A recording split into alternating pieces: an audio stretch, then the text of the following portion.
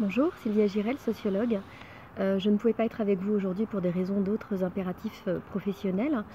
J'ai donc choisi de faire cette vidéo pour vous faire un retour sur l'enquête que je coordonne au LAMES sur le projet Papa Boom porté par l'association et les pairs. Alors le choix a été fait pour cette étude d'évaluation de faire une recherche-action qui associe les acteurs de terrain dans leur grande diversité, les chercheurs et pour pouvoir produire une analyse et une mise en perspective de la réalisation du projet, de la perception du projet et des actions réalisées, à la fois à son démarrage, c'est-à-dire quand les actions allaient commencer à se mettre en place, mais aussi dans une certaine durée,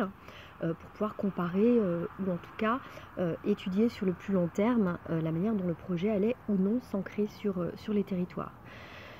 Dans le cadre de cette recherche, il s'agit donc pour nous à la fois de mesurer l'impact et les effets produits par le projet Papa Boom sur les pairs à qui il s'adresse, considérés comme l'ensemble des destinataires, sur les acteurs impliqués dans leur grande diversité, que ce soit les bailleurs, que ce soit les acteurs du social, que ce soit les personnels impliqués, que ce soit les acteurs de la formation pour les actions de formation, etc. etc. Mais tout autant, donc destinataires, acteurs du projet, mais aussi ce qui nous intéresse, c'est d'observer comment, de manière collatérale, c'est aussi les familles, les habitants et l'ambiance du quartier, ou en tout cas la qualité de vie, ce qui relève de la qualité de vie du quartier, qui sera impactée par les projets. Du coup, travailler sur les effets, ça veut dire regarder aussi la manière dont les uns et les autres, du côté des acteurs ou du côté des destinataires, vont apprécier et s'approprier ou non le projet et les actions qui sont conduites. Les habitants, en l'occurrence plus particulièrement les pairs, sont sollicités dans des espaces qui sont familiers, qui sont les leurs au quotidien, qui privilégient une logique de proximité. Et en tant que sociologue, nous avons ici une opportunité de questionner le rôle de père en privilégiant un mode participatif, en observant donc leur manière de venir vers ce projet et d'y insérer, et d'interroger du coup leur rôle de père en privilégiant cette approche qualitative, empirique et je dirais exploratoire. Pour obtenir des résultats qui soient représentatifs au mieux de la réalité observée, nous travaillons par une logique qu'on appelle de théorie ancrée.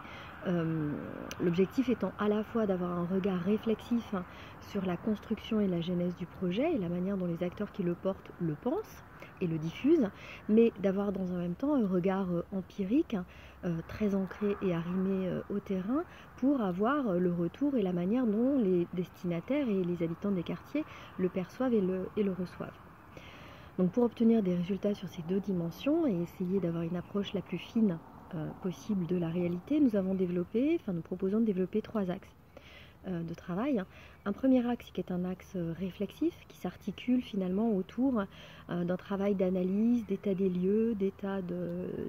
des données et des études existantes sur la question du père dans les cités, pour produire un travail de synthèse, travail réflexif qui porte aussi sur une analyse historique de la genèse du projet. Un deuxième axe est un axe plus empirique qui s'articule autour d'enquêtes de terrain conduites sur le territoire et dans les trois quartiers concernés. Donc centre-ville de Vitrolles, la Vista Marseille, Valplan de Bégude, où sur chaque terrain j'ai plus ou moins mis un chercheur qui est amené à travailler plus précisément, plus particulièrement sur chacun des terrains. Le troisième axe, je dirais, est plus analytique, c'est celui vers lequel on s'acheminera au fil de l'avancée des terrains et du recueil des matériaux. Donc un axe plus analytique qui permettra la mise en perspective des résultats issus de la recherche-action, les enseignements issus des deux premiers axes, réflexifs et empirique, pour produire une analyse et comprendre les effets attendus, mais aussi ceux inattendus,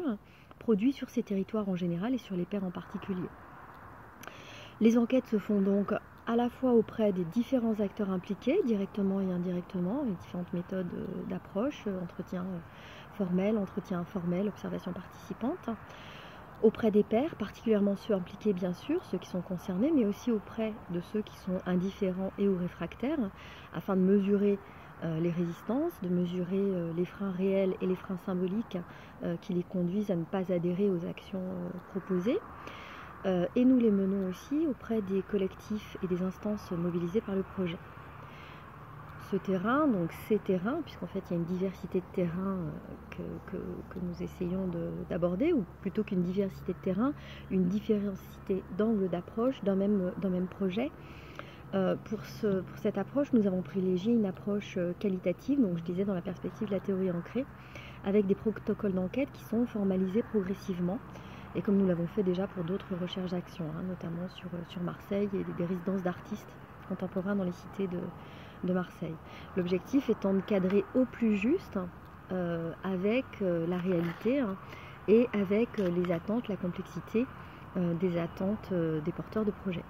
La méthode inductive est donc privilégiée pour laisser émerger différents points de vue, même ceux qui peuvent parfois être contradictoires entre les uns et les autres. Les chercheurs sont donc sur le terrain avec chacun plusieurs angles d'approche. Donc pour citer l'équipe, Véronique Legoisiou, Aïcha Sif, Jean-Stéphane Bourgeard, Rachida Brahim, Abderrahim Bourkia et Johan Douagnon travaillent chacun à une tâche en particulier, donc qui relève de l'historique, de la genèse du projet, qui relève de l'organisation, de la structuration, de la gouvernance du projet, qui relève de l'approche de terrain auprès des pairs et des habitants des quartiers, ou qui relève pour Johan Douagnon par exemple sur la réalisation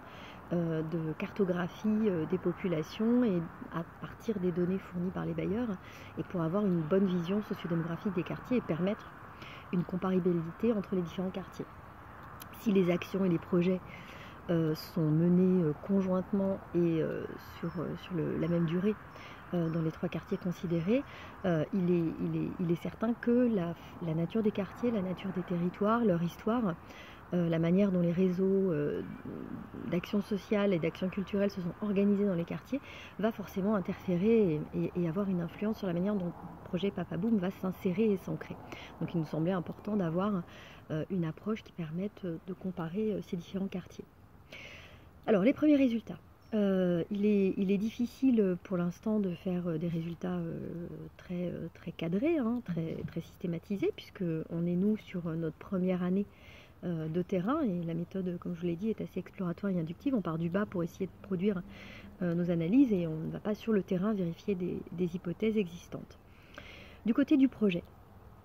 la première observation majeure, c'est la pluralité d'acteurs impliqués, la diversité des rôles et des statuts, avec une interconnaissance forte entre certains, mais des équilibres qui sont différents entre les quartiers et les personnalités impliquées. La question des personnalités, de la manière dont on prend le projet à cœur ou non, va avoir une influence sur la manière dont il est ensuite porté sur le terrain à destination des pairs. Il y a donc une dimension collective et subjective à prendre en compte dans la dynamique d'ensemble. Ça, c'est un point qu'on va prendre en compte et étudier. Autre point sur ce côté projet, c'est une réflexion que nous devons approfondir sur le passage du projet sur papier, du projet pensé, conceptualisé, au projet dans la réalité. On se rend compte, après une année de travail, nous, un certain nombre de terrains, que la réalité nécessite des ajustements, des réajustements et une réflexion sur la distribution des rôles et la manière dont chacun prend part au projet pour le diffuser. Du côté des pairs, on va observer des pairs participants, des pairs indifférents, des pairs sceptiques, mais a priori pour l'instant nous avons observé assez peu de résistance ou d'attitude réfractaire. En revanche, on a observé une diversité des manières d'être pairs assez large et que nous allons tenter d'étudier pour l'affiner. Il n'y a pas une manière d'être père, mais des façons différentes d'être père. Du côté des familles et des mères, on a déjà commencé à observer une variabilité des appréciations, de l'enthousiasme pour certaines de voir leurs maris et les pères participer à des actions qui leur sont destinées, à l'étonnement pour d'autres, ou à une attitude, on dirait, un petit peu dubitative pour d'autres encore par rapport à l'efficacité ou aux finalités de ce projet. Donc voilà, ces premiers résultats, côté projet, côté père, côté famille et mère, nous montrent que le passage du projet à sa réalisation va amener un certain nombre de résultats inattendus, ou en tout cas un certain nombre de décalages par rapport à ce qui avait pu être projeté ou par rapport avec ce qui avait pu être anticipé. Ça m'amène à poser un certain nombre de questions, enfin ou plutôt des thématiques majeures qui sont transversales et qui vont traverser tout le projet. Première thématique et question transversale que nous allons traiter, celle des attentes. En fait, on observe que les attentes des uns et des autres, côté projet et action à conduire, à mettre en place, ne sont pas nécessairement les mêmes que les attentes des pairs qui sont les destinataires des actions. Chez les pairs, un des premiers constats qu'on peut faire, c'est que ce n'est pas que les attentes présupposées des porteurs de projets ne répondent pas à celles des pairs, c'est que les pairs, bien souvent, n'ont pas d'attente, n'ont pas construit d'attente par rapport à des actions en particulier et qui se trouvent dans une logique plutôt de découverte de ce qui leur est proposé que dans une logique de satisfaction par rapport à une attente qui viendrait être comblée. Donc ça, c'est un travail, c'est une analyse qu'on connaît bien en sociologie des arts et de la culture, sur les pratiques culturelles, et sur laquelle il faut effectivement s'interroger. Ce n'est pas parce que l'offre est de qualité, bien structurée, bien pensée, que la réception va nécessairement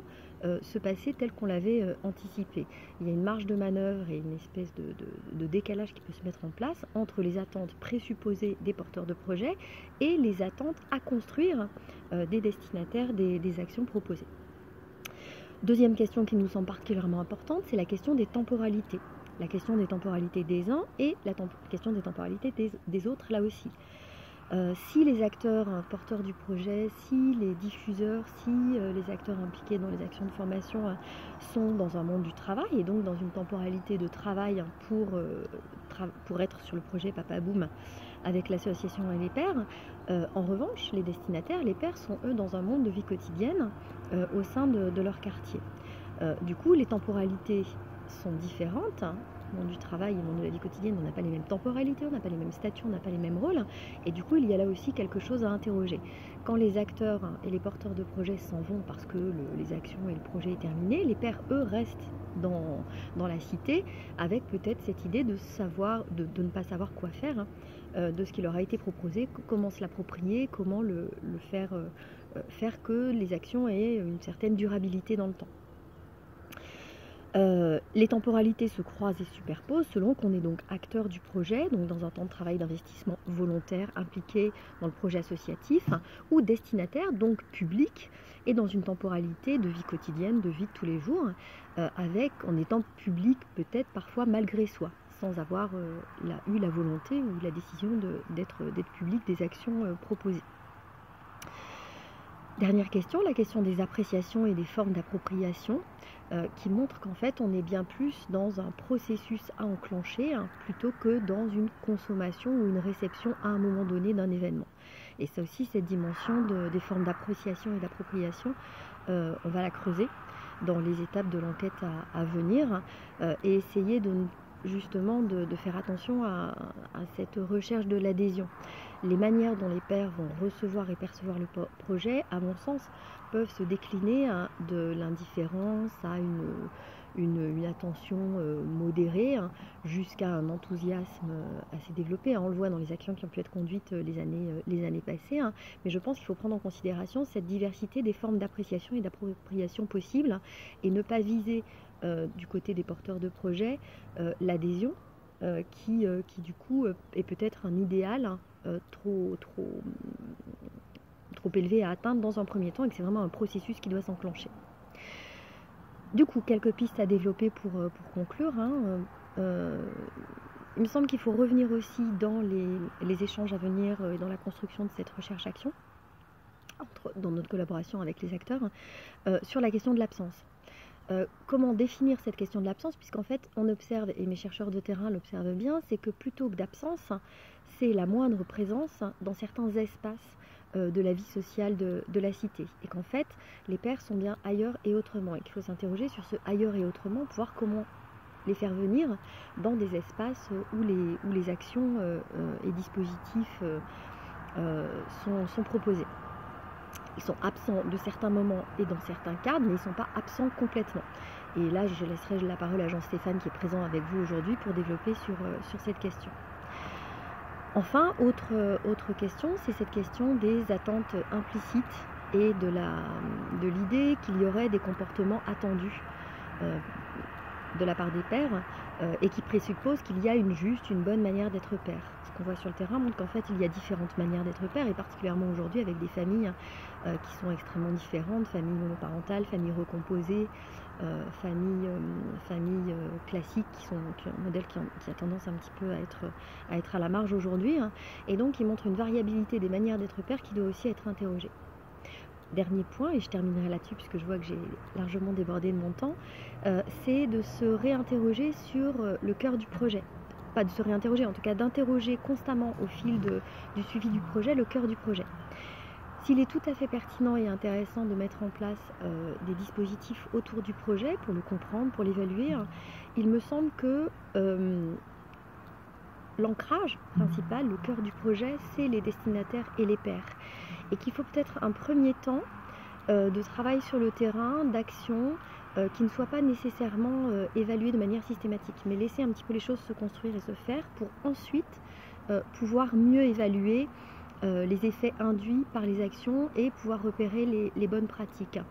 Et il me semble que les temps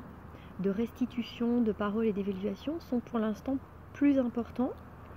plus au cœur du projet, entre les acteurs, le réseau qui porte le projet, que du côté des pairs. Voilà, donc je pense qu'il y a peut-être là aussi quelque chose à réfléchir pour que le cœur du projet soit vraiment les pairs et la question des actions portées envers eux. Voilà, je vous remercie de votre écoute et je vous souhaite une bonne journée de débat et de discussion.